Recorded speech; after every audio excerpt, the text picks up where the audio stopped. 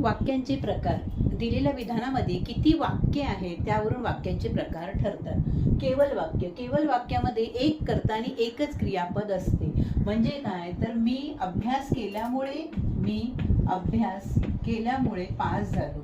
अभ्यास केल्यामुळे पास झालो. हे झालं वाक्य. केल्यामुळे पास झालो. एकच वाक्य आहे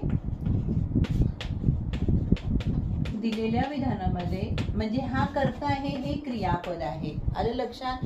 पुढे मिश्र वाक्यामध्ये दोन वाक्य आलेली असतात. ती एकमेकांवर अवलंबून असतात. म्हणजे एक प्रधान वाक्य असते, एक गौण वाक्य. म्हणजे आणि ती वाक्य जर तरने जेव्हा तेव्हा या उभयान्वयी अव्ययांनी जोडलेली असतात. म्हणजे जर मी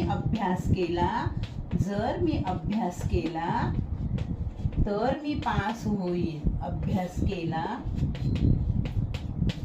तर मी पास होईल. म्हणजे ही जर तर किंवा जेव्हा तेव्हाने जोडलेली असतात. ह्याच्यामध्ये दोन क्रियापद येतात. आलं लक्षात. आणि दोन कर्ते. जर मी अभ्यास केला तर मी पास होईल. हे झालं मिश्र वाक्य. तर मग संयुक्त वाक्य कसं ओळखायचं. ह्याच्यामध्ये पण दोन वाक्य असतात. दोन्ही प्रधान असतात ही वाक्य. मग हे कसं असतं. ही आणि अथवा किंवा म्हणून ह्या उभयान्वयी अव्ययाने जोडलेली असतात. मी अभ्यास केला